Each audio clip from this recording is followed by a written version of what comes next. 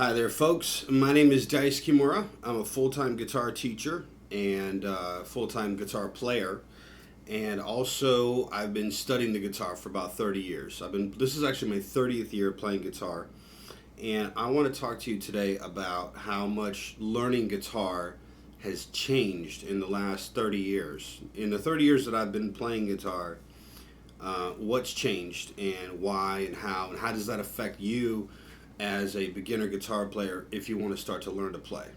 Okay, so there's a lot of variables here to discuss. I made some notes here because it's such a huge topic, but right now at the recording of this video right now, it's 2016, and the biggest change I think that's really taken over the guitar teaching business is the internet. And the internet has really taken us by storm, I would say, especially in the last 10 years, 10, 12 years, where people started learning interactively with the internet. And so what am I talking about? I'm talking about software like Guitar Pro, Songster.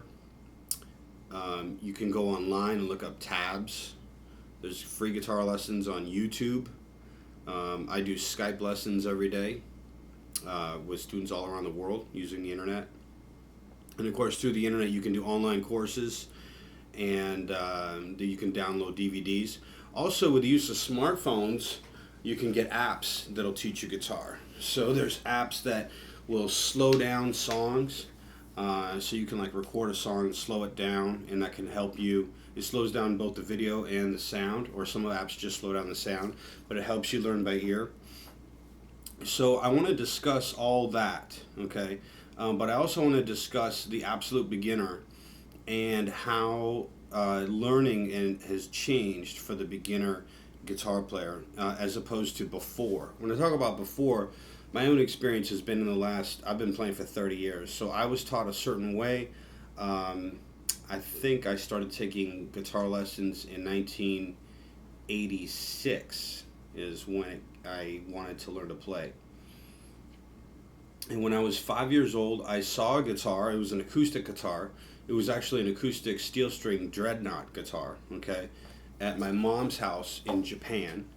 And I was living in the United States, but I was visiting my grandparents in Japan that summer, and I came across an acoustic guitar in the warehouse, and I was like, I want to play.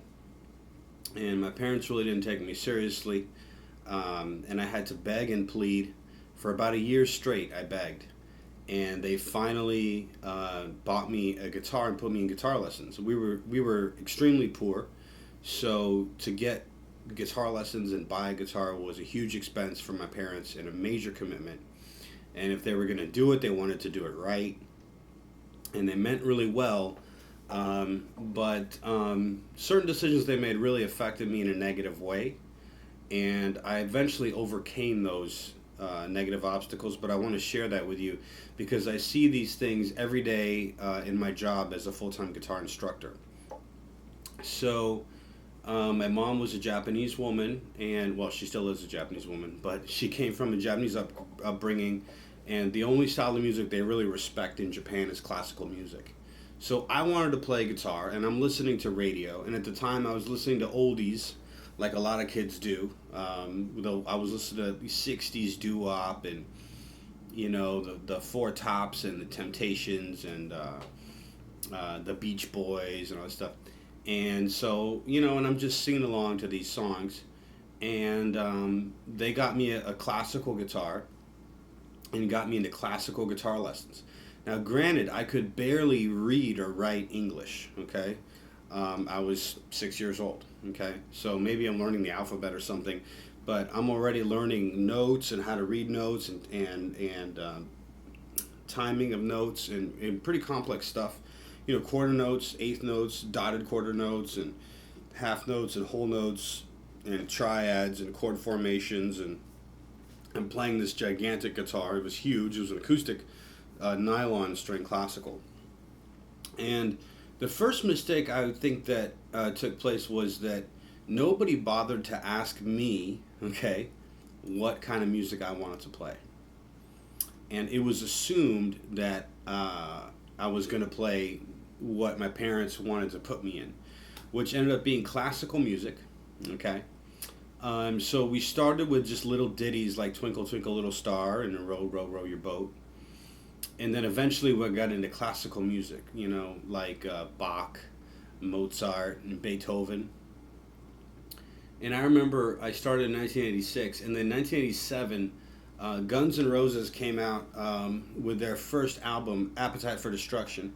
And I was 7 years old, and some kid across the street, I was playing with him, and he was singing this song that just came out on the radio, and he's singing Sweet Child of Mine. He's like, she's got eyes of the bluest skies, and if they thought of rain. So I was like, wow, this new song came out, and then he's like, where can I hear that song? And he's like, well, you got to go to this radio station. And I had a radio, so I just started listening to that radio station. It was different from my usual doo-wop and oldies, and unbeknownst to my parents, I'm downstairs listening to cutting-edge 1987 rock. So all of a sudden I'm listening to Guns N' Roses, and I started singing these songs. And I remember the day I sang it in front of my dad, and he said, if you ever sing that song again, I'm going to put a screwdriver in your radio. But anyway, needless to say, the music I was listening to and the music that I was gravitating towards was definitely not Bach and Mozart and Jesus, Joy of Man's Desiring, and, Chopin and all that good stuff. I really wanted to play maybe like Rolling Stones, at least the doo-wop stuff, at least something modern. And my instructors really didn't understand that. And so it's not that they didn't understand it. I'm sure that deep down they did understand that, maybe. They just never thought that, because they never questioned that, like, what does the student want to play? So there's a couple of factors here. The people that were teaching me the way that they were taught, which a lot of it came from the Melbay method or the Alfred method. These are books and systems that teach, and then eventually the classical guitar method, levels 1, 2, 3, 4, 5. You can go all the way to whatever system you get into. And that's the way that they were taught, and that's the way that they knew how to teach. And I want to say one of the main differences in 2016 is that guitar teachers, especially a teacher like myself, is way more interactive. Music is changing very fast, and guitar playing in 2016 is way different from guitar playing in 2006 or 1986. So it's just so different in terms of tunings. I mean, in terms of chord structures and what's in and what's not. Nu metal, and there's all these new terms coming out, like metalcore and all this stuff, and ska with a hybrid of punk, and jazz hybrid stuff, and blues, and then blues rock, and there's blues fusion and rock fusion and all kinds of cool stuff. So there's all this music that's changing, and this way that we're learning is changing. But the problem that I was running into as a kid, and I run into this problem even, on a daily basis in the minds of the people I'm working with, is people were taught by music teachers that had a certain way of teaching, and that's the way that they were taught. Now, granted, the way that they were taught was without the internet, and these are oldies, not even old. They weren't even modern music. They were just old songs, and I always wondered, why do we have to do these old songs, hundreds of years old? They've exceeded the statute of limitations with the copyright is usually the issue. So you're literally playing songs like the Merry Men and the Jolly Dance, and just ridiculous stuff, like, I don't know, just little mindless ditties that you and I have never heard of, that were maybe some old medieval ditty that they played or something, and as a child you're like playing it, and even as an adult, if you're watching this video, you might have been subjected to that, where you get lessons or you buy a book and they want you to play these little ditties, the ants go marching one by one, and Twinkle Twinkle Little Star, and Row Row Row Your Boat, Mary Had a Little Lamb. These are all because there's no copyright there, so they can legally get into it. And the basis of teaching in that method also really has you just play by yourself.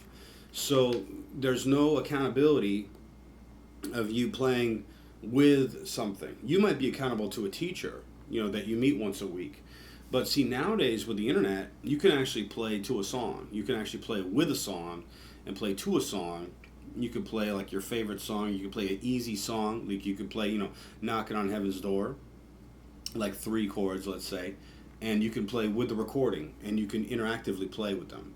It's not like you listen to the recording and you hit the stop button and then you go play your guitar and you think, whoa, is that kind of like that or not? Nowadays, you can actually jump right in. And in theory, I guess you could have done this years ago, even with the records, but music just wasn't taught that way. And so there's a lot of variables here. I want to go through a few things. So with the internet, that's really, really changed. Also, the internet's created a widespread sharing of ideas, and also widespread sharing of teaching techniques. And so more and more, we're seeing teachers that are readily jumping right into teaching people, absolute beginners, how to like put their fingers and play a song without weighing them down with all the vocabulary and how to read and how to write music. They're just teaching them how to play. Which, by the way, and I just want to say to set the record straight before I get into this other topic about reading and writing, I learned initially how to read and write music. For the first 6 years of my playing was all sight reading, and I can do it. Okay, but I'm not a big fan of teaching people to read and write right away. I'm not. I'd rather just teach them how to play. I want to ask people, what style of music are you into? And then I jump right into teaching them how to play. And I often say that music is a language. Music is not like a language. It actually is a language. And you can communicate in this language of music. After 30 years, I could say that I'm probably fluent in the language of music. Basically, when you teach someone how to speak in a language, like a baby, like a toddler, you just start talking to them and you just point and, like, for instance, here I have a cup. I could say, cup, cup. And then they start to get that that's a cup. And it's like that on guitar. I'll just make a chord and be like, A, play A, okay? Now play another chord, and put these chords together in a rhythm. Just copy me and just do it. But you imagine going to a toddler like me when I was 6 years old, learning to play guitar. But going to that toddler and you're trying to teach them how to speak in, let's say, another language. So let's say I can speak English, but I'm trying to learn Spanish, let's say. And then right away I'm teaching them how to write it and how to read it and the phonetics of it, like the structure of a sentence and, the object and the predicate and prepositional phrases and nouns and verbs and adjectives and adverbs. It's a little overwhelming for the beginner, for the mind of the beginner. And I think if I were like excited about learning Spanish if I was 6 years old and then you made me learn all this rhetoric, I'd probably be like, Mom, I really don't want to do this anymore. I thought this was going to be fun. I thought I was going to be interacting with human beings, sharing these ideas in Spanish and jiving with all these Spanish kids and my Spanish friends. And instead I'm sitting here with this paper in this room with the book with you. And people do that a lot with music. They turn music into just look at the paper or read the book and try to figure out, this melodic structure. And the problem was that it's not interactive. And in order to play it in an interactive way, the whole lessons need to be set up in a way where the student is learning to play with somebody or with something. So the grave danger is playing guitar by yourself in your bedroom and on your own terms all the time. You could go to learn to play a song and just play it by yourself. That's dangerous, I think. If you really want to learn to play the song, but then learn to play it with the song. Learn to play it to the song. Hit the play button on the song and start playing. Because that's going to prepare you to start playing with people. And if you can play with people, then you can maybe play in a group or a band, and then maybe you go out and perform. That's when things start coming alive for you. So it's a lot like comparing it to somebody who is learning how to play tennis. And they're playing tennis every day, 2 hours a day, let's say, for 10 years. And they get really good. They think they're really good. And they can do all kinds of fancy shots, around the back, no look, all kinds of stuff. But then they've never played in a tournament. And they never played against a person. So one day you take that tennis player and you plop them into a tournament and they completely, get defeated, right? And they're crushed. And they thought the game was up here and it turns out they're down here, But if they can just take that blow and start playing in the tournament, start playing with people, it's crushing, but they're going to realize they're having all of a sudden a lot more fun because that's the way the game was intended to play. Tennis was intended to play with people, and music is intended to play with people and for people, believe it or not. So structuring your music lessons to just only play by yourself and with yourself is not the full completion. So I don't really blame these books and these systems or these teachers, but this is like an old school method because with the internet, it's so interactive now because you can download music or you can play to a video, you can play to a song, and then you can eventually play with people. And so that's a huge difference. I've noticed that another dynamic that's different teaching now is that people aren't waiting to learn all that reading and music theory. They're just jumping in and learning to play songs, which I think is fine. From my vantage point of 30 years of playing and 15 years of full-time teaching, you should really just jump in and play. And if you're really committed to playing music over the years, you'll figure out all that stuff. You'll eventually go back and figure out all that music theory and reading and writing and all that stuff that at first you didn't want to. Just like when you learn how to talk, they teach you just how to talk, and then later they teach you how to write. It makes sense, okay? So just bring up a few other things here. What's really changed guitar playing, I think in 2006 or 2007, Guitar Hero came out, the video game. That has radically changed the way people play guitar, okay? As a guitar instructor, my phone started just blowing up. Like 4 people will call a day saying, my kid just got Guitar Hero and now he wants guitar lessons. And I think that's great. It was good for business, but it's also great that there's this raised level awareness where people can just interact with a game and then they can get a foot in the door, and it's not such a faraway concept to play the guitar. The guitar is really hard to play. It really is. Sometimes I forget that, because I've been doing it for so long. But as I keep teaching people and stuff, I realize, this stuff is hard. It's hard to figure it out by yourself. It really is great to have a game like Guitar Pro, Guitar Hero. Guitar Pro is another thing. Guitar Pro, Songster, these are online applications and programs that make it really easy to play. Because you can get a song, you can download it, or with Songster you just pull it up if you log in online, and you just enter in the name of the song and it shows you the tabs, and then you can hit the play button and it actually plays the notes back to you at whatever speed you choose. You can change the speed, and it shows you the fingers and where they belong on the guitar, and it plays the notes back to you kind of like the video games, okay? And it's just interactive. You can just play along with your computer. You can stop it, you can slow it down, you can loop it, you can print it, you can go in and isolate certain tracks, you can mute the drums or mute the lead guitar, or just isolate the rhythm guitar and loop that until you get it and slow it down even, and just work on a little section and then expand it. You can manipulate it completely, and that has really made guitar playing really fun and easy. You can really learn very complex concepts and stuff that otherwise you would have to get it face to face, and now you're able to just get it online and it's streaming 24/7. It's great.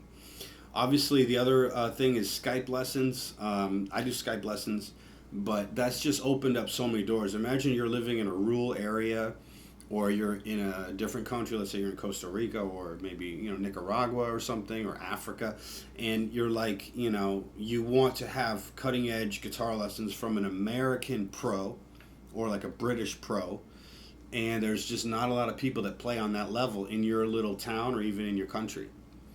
And you can access American pros. Why do I say American as if that's better than other things? It is. America, the United States particularly, pioneered music. We invented blues, we invented jazz, we invented funk, rock and roll, we invented Motown, R&B, gospel, soul. Americans invented hip hop. I mean, in the UK had a big part to do. The UK invasion, especially in the '60s. But between London and the United States, we have basically pioneered the world with just about every style of music that's mainstream. There's been a few other exceptions, like I think the South Koreans came up with Gangnam Style. That was big for a few months, Gangnam Style. But that's gone. But the blues is still here. So in 2016, I don't know if anybody's still talking about Gangnam Style, but we're still talking about blues and funk and jazz and rock and roll and soul and Guns N' Roses. They're after 1987, they're back on tour. It's now 2016, so that's kind of cool. We went full circle there. So yeah, if you want to learn from an American, you can just get on Skype. Which I do. I do Skype lessons as well, and I find it to be really good. I remember too that there was this movie that came out. I can't remember what year. I'm thinking maybe 2006, 2005. There's a movie that came out called School of Rock, and it was like a funny movie. It's like a comedy, but I don't watch a lot of TV, so I can't remember the name of the actor, but I like him a lot. He's just kind of a really funny guy, and he started teaching these really snobby, preppy, rich kids. He started teaching them just how to rock and roll. And never in the movie is he using books and notes. He's just like, hey, put your finger here, put your finger there, and you do this while that one does that, and just go. And these people, they're all like from this background of being super structured and never free to just let it rip. And this guy comes in and he just teaches them to just let it rip. And the kids are just, for the first time in their life, they're like free in their instrumentation and their expression. And then in the movie, the guy, he turns out to be a fraud, and he never went to music school, and he's like homeless, living out of his van, and nobody, but the kids loved him. And I really resonated with that movie, and because I was doing that stuff actually before the movie came out. I was working with kids, and I remember playing with a bunch of kids, and we went and played their middle school talent show, and they did Sweet Child of Mine, and I remember the place it was like a riot. Everybody rushed the stage. They just couldn't believe that these middle schoolers were like jamming out Guns N' Roses note for note, and I was in the background playing rhythm guitar. But I got to witness that, and then later, a few years later, the movie came out, and I was like, man, I've already been doing that, but that concept has now really taken root, and now like locally here, I'm in Miami and Fort Lauderdale area in Florida. We have locally like a School of Rock. That was the name of the movie. We got the local equivalent here, and so that's taken off as even a business plan, as a way of teaching. But I want to talk a little bit more about technology. The invention of electricity has been a big part in changing guitar in general. I mean, guitar was never a real dominant band instrument until the electric guitar was invented. So they used to play the acoustic guitar in big jazz band, and he had like a microphone, and they would just kind of strum with these big fat strings and never ending kind of lead work. But then with the invention of electricity, we had like a guy could get up with one guitar and sing with a bass player and drummer, like Eric Clapton did with Cream, or Jimi Hendrix did with Jimi Hendrix Experience and Band of Gypsies, and could just dominate the stage.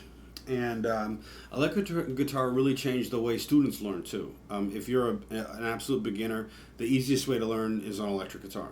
Okay, and a lot of people actually struggle with that when I tell them that. They're like, I thought that acoustic would be easier. Or I'll get a phone call like, hey, I want to take guitar lessons, and they'll say, I want to play the normal guitar. And I know what they mean. They mean the acoustic guitar. But The electric guitar is not abnormal. You just plug it in, just like a vacuum cleaner. You just plug it in. It's not rocket science. But basically, I tell to people like this. Um, some of you may remember the old-fashioned typewriters, okay?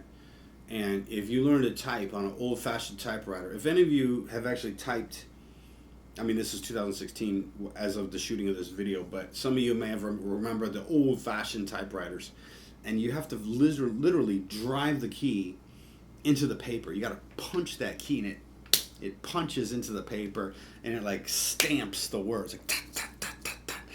And you are the motor. So when you're typing on an old-fashioned typewriter, you're the motor getting the machine working. Plus you gotta spell and plus you gotta actually figure out what you want to say in the document that you're typing in terms of not just the grammar and the spelling, but the overall theme and the message. So it's a lot of work. And then along came the laptop, and here's my cordless Bluetooth MacBook Pro keypad, and you could just kind of float and fly. It's great. I even have autocorrect. It's great. They suggest words and stuff, and so it's so much easier to learn to type on a laptop or a keypad than on a typewriter. And in the same way, it's so much easier to learn to play guitar on an electric guitar than on an acoustic guitar. On an electric guitar, the neck is a lot thinner. The strings are a lot thinner. It requires a lot less physical exertion and strength to play it. And you have a lot more options. You can just turn up the gain or the volume. If it's late at night and your housemates want you to be quiet, you can switch to headphones.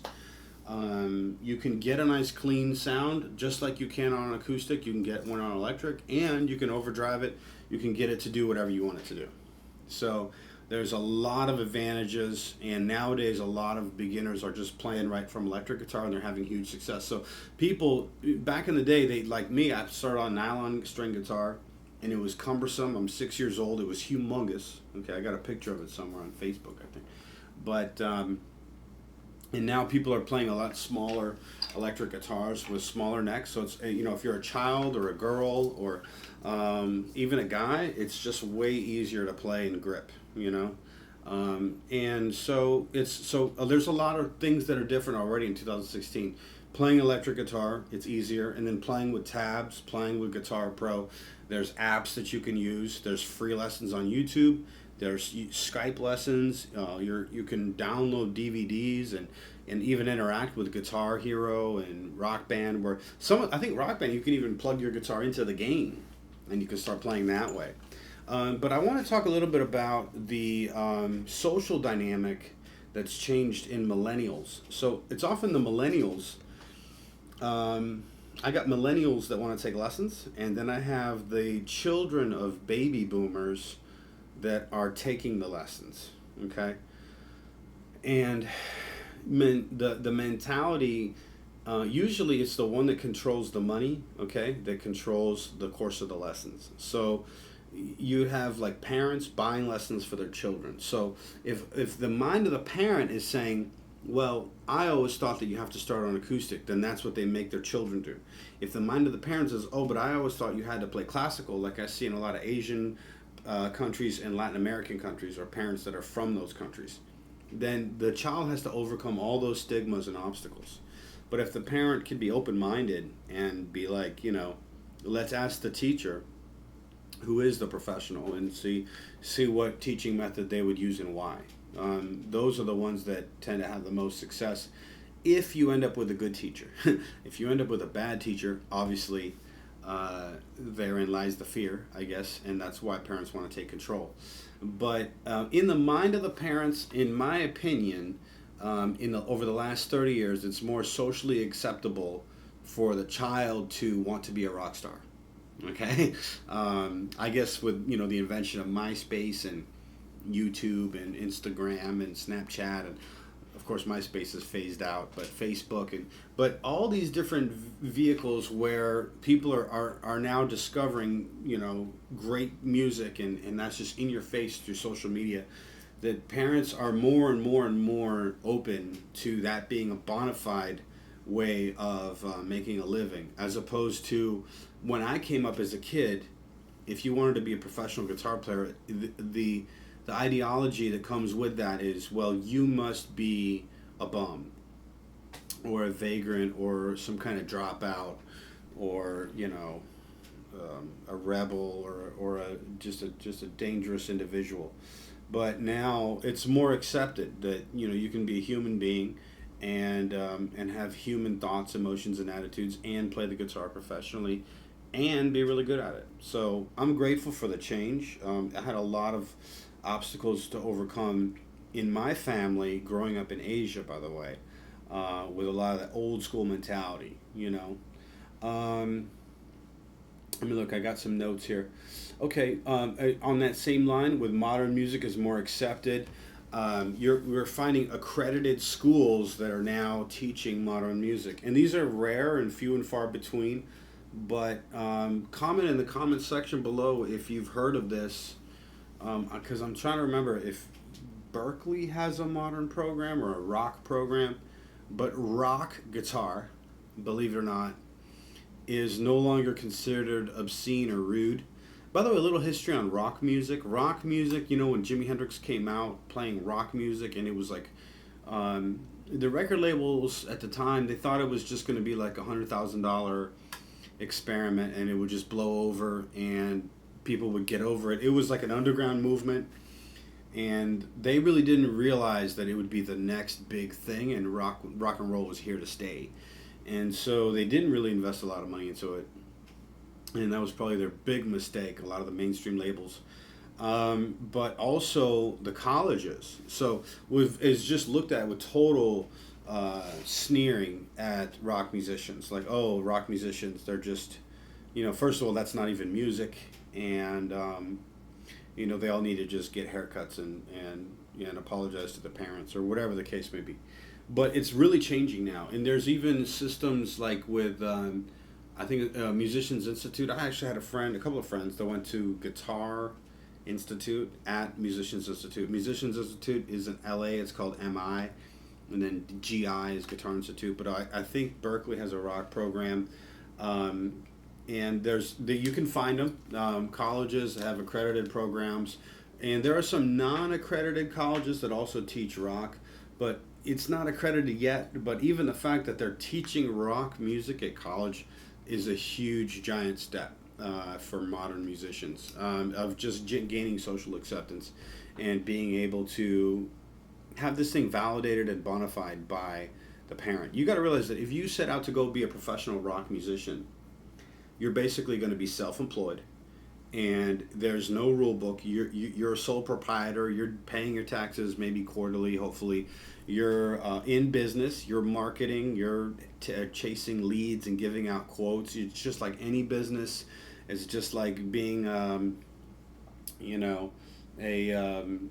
an exterminator or a lawn service, or you got clients. You're chasing leads. You're dealing with stuff. So there's a lot of business aspect to it of being a professional musician or a rock musician, and people are starting to realize that. They're starting to realize, wow, this is a bona fide industry. So, and I'm noticing too that parents are really changing their mindset. So it's either because of these video games, or because there's just an overall change in consciousness in the millennials, and maybe even the children. In the children, obviously, but also in the baby boomers that are getting lessons. But people are more open to letting their kids learn the kind of music that they actually want to play, as opposed to forcing them to play the stuff that they had to play when they were kids. So that's a lot. There's just, if you think about it, there's just humongous differences between learning guitar in 2016 as opposed to learning guitar in 1986. Another difference that I just thought of just now is there's a lot more good guitar teachers. and I am a full-time guitar teacher. But being a guitar teacher, finding a good guitar teacher used to be few and far between. Very few of them could do it full time 30 years ago, and most of them, they had jobs on the side. Most of my guitar teachers that I remember, were just scraping by, and they just weren't able to charge very much. They just were dealing with children. And mostly it was like they're ostracized from being viewed at as a real professional. You're not a yuppie if you're a guitar instructor. You're basically, some guy that, really needs to grow up and get a haircut and learn how to live life on life's terms. And and some of my classical teachers, because I played classical, I had a classical teacher that was a famous, actually he went on now to be a famous Narada recording artist, and, signed to do a lot of CDs and everything. Touring and everything, but I think that was a rare case. So most of what I've seen is that they really didn't get a lot of the recognition, not the same amount that you can get now in 2016. I think it's much more accepted as a bona fide job, and it's a little more respectable. So I'm obviously glad for that, because that's my vocation. But I'm noticing that change. There's a change in consciousness there in regards to this profession, which is really cool. So anyway, those are just a few of my thoughts. Please comment below. If you have questions, I do read all my comments, and I answer the comments as soon as I can. So, and I do answer everything. So please comment if you have a question. Also, if you want to subscribe or like the video, that helps me out. And look forward to seeing you guys at the next video. And my name is Dyce Kimura. Thanks so much. Bye-bye.